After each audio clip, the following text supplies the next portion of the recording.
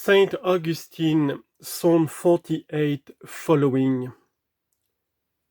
We have received your mercy, O God, in the midst of your people. Verse 8. Who have received and were received? Hath not the same your people received your mercy? If your people has received your mercy, how then in the midst of your people? As if they who received were one party, they in the midst of whom they received another. A great mystery, but yet well known. When hence also, that is, out of these verses, has been extracted and brought forth what ye know, it will be not ruder but sweeter. Now forsooth all are reckoned the people of God who carry his sacraments, but not all belong to his mercy.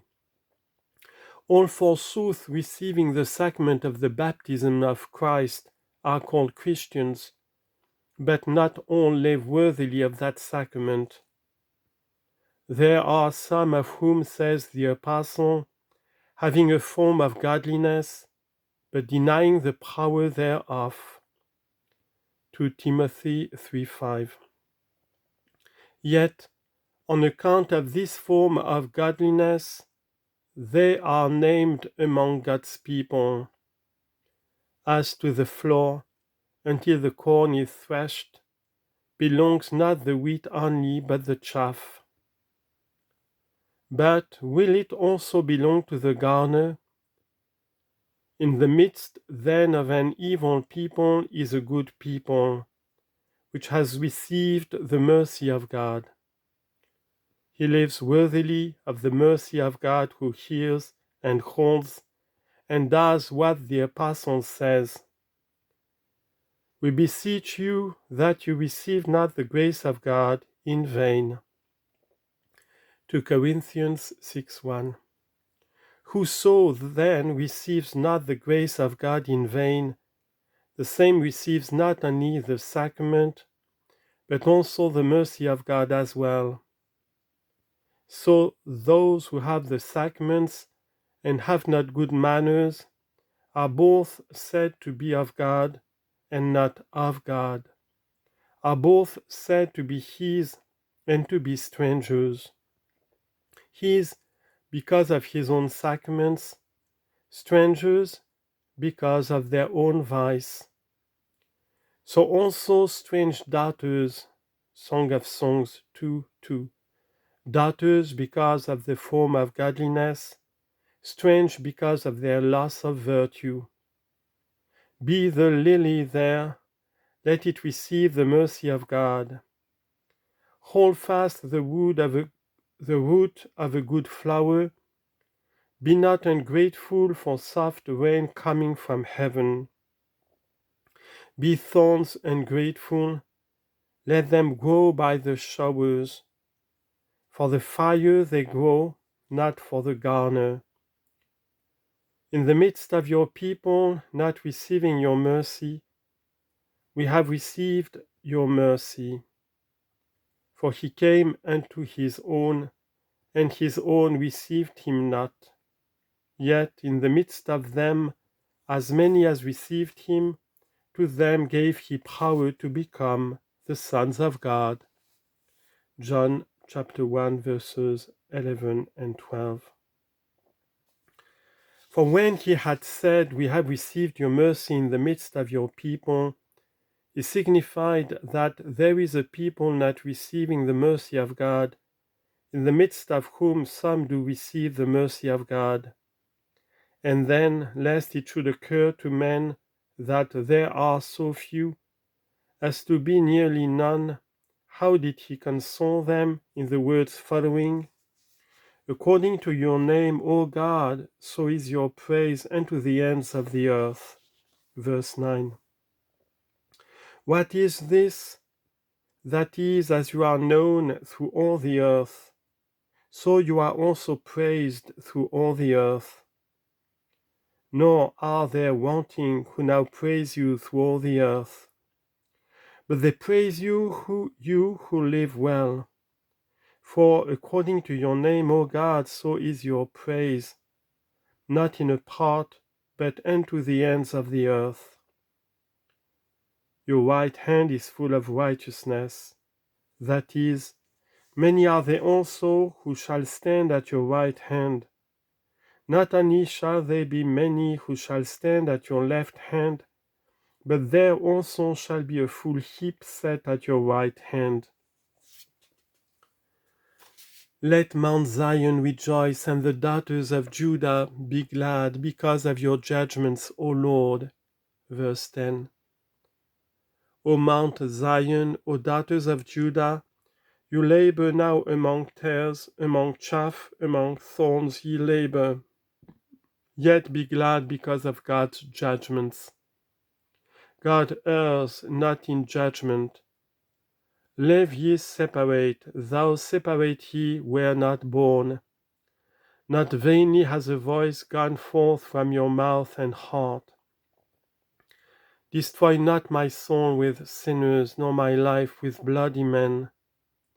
He shall winnow with such art, carrying in his hand a fan, that not one grain of wheat shall fall into the heap of chaff prepared to be burnt, nor one beard of chaff pass to the heap to be laid up in the garner.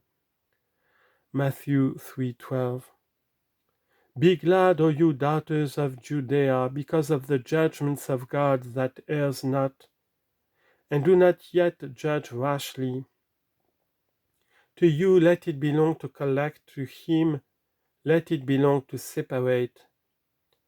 But think not that the daughters of Judah are Jews. Judah is confession. All the sons of confession are all the sons of Judah. For salvation is of the Jews. John 4:22 is nothing else than that Christ is of the Jews. This says also the apostle, he is not a Jew which is one outwardly, neither is that circumcision which is outward in the flesh, but he is a Jew which is one inwardly, and circumcision is that of the heart in the spirit, and not in the letter, whose praise is not of men, but of God. Romans chapter 2, verses 28 and 29. Be such a Jew, glory in the circumcision of the heart, though you have not the circumcision of the flesh.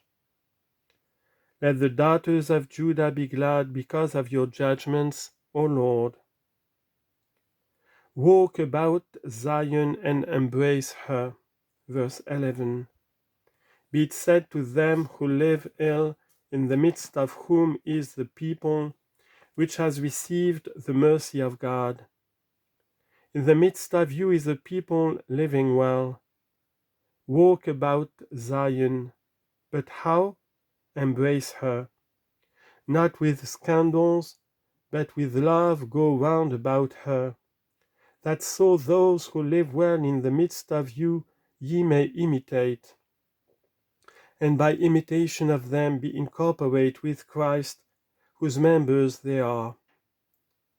Walk about Zion, go round about her, speak in the towers thereof, in the height of her bulwarks set forth the praises thereof. Set your hearts upon her might. Verse 12. Not that you may have the form of godliness, deny the power thereof. To Timothy 3:5. But upon her might set your hearts. Speak ye in her towers. What is the might of this city? Whoso would understand the might of this city, let him understand the force of love. That is a virtue which none conquers. Love's flame no waves of the world, no streams of temptation extinguish. Of this it is said, love is strong as death. Song of Songs 8:6. For as when death comes, it can't be resisted, By whatever arts, whatever medicines, you meet it. The violence of death can none avoid who is born mortal. So against the violence of love can the world do nothing. For from the contrary, the similitude is made of death. For as death is most violent to take away, so love is most violent to save. Through love many have died to the world, to live to God. By this love inflamed, the martyrs, not pretenders, not puffed up by vainglory, not such as they of whom it is written, Thou I give my body to be burnt, and have not charity, it profits me nothing. 1 Corinthians 13:3. But men whom truly a love of Christ and of the truth led on to this passion, what to them were the temptations of the tormentors? Greater violence had the eyes of their weeping friends than the persecutions of enemies. For how many were held by their children that they might not suffer? To how many did their wives fall upon their knees that they might not be left widows? How many have their parents forbidden to die, as we know and read in the Passion of the Blessed Perpetua? All this was done, but tears, however great, and with whatever force flowing, when did they extinguish the ardor of love? This is the might of Zion, to whom elsewhere it is said, Peace be within your walls, and prosperity within your palaces. What here understand we? Set your hearts upon her might, and distribute her houses. That is, distinguish house from house, do not confound. For there is a house having the form of godliness, and not having godliness. But there is a house having both form and godliness. Distribute, confound not. But then ye distribute and confound not when you set your hearts upon her might, that is, when through love you are made spiritual. Then ye will not judge rashly, then ye will see that the evil harms not the good as long as we are in this floor. Distribute her houses. There can be also another understanding. The two houses, one coming of the circumcision, one of the uncircumcision, it is commanded the apostle to distribute. For when Saul was called and made the apostle Paul, agreeing in unity with his fellow apostles, he so with thorn determined that they should go to the circumcision, he to the uncircumcision. By that dispensation of their apostleship, they distributed the houses of the city of the great king, then meeting in the corner, divided the gospel in dispensation, in love united it. And truly this is rather to be understood, for it follows and shows that it is here said to the preachers, distribute her houses, that you may tell it to the generation following. That is, that even to us who were to come after them, their dispensation of the gospel should reach.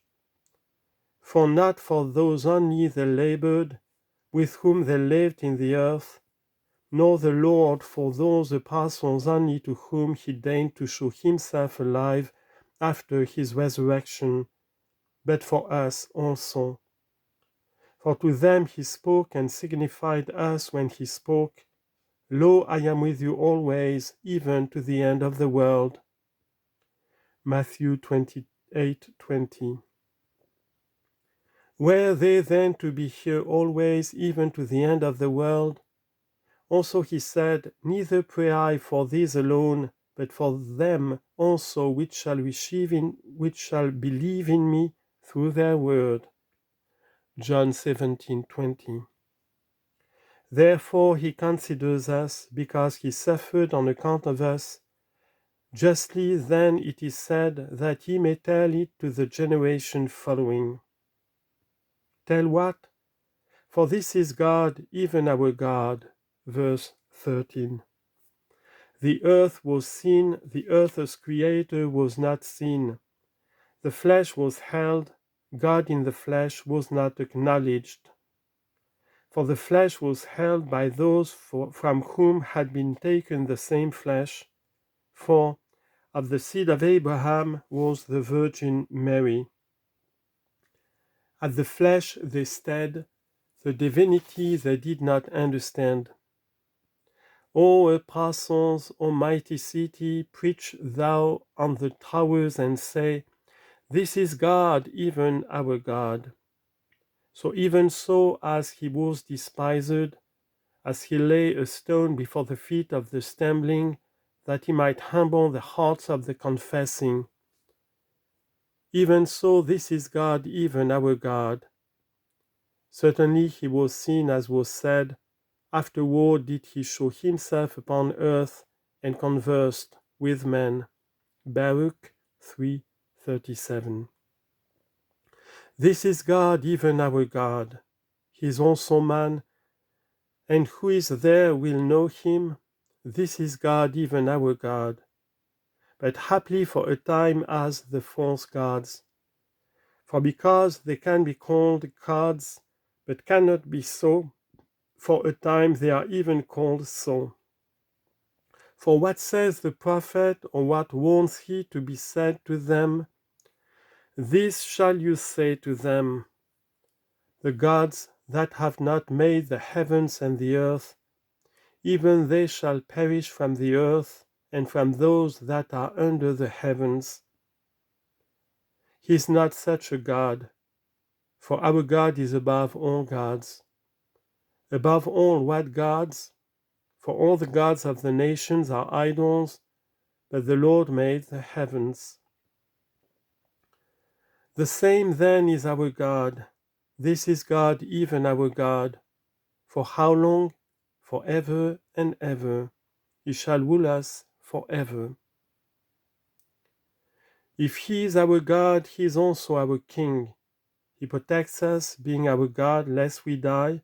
He rules us, being our King, lest we fall. But by ruling us, he does not break us. For whom he rules not, he breaks. You shall rule them, says he, with a rod of iron, and dash them in pieces like a potter's vessel. But they are whom he rules not, these he spares not as a potter's vessel, dashing them in pieces. By him then let us wish to be ruled and delivered, for he is our God forever and ever, and he shall rule us forever.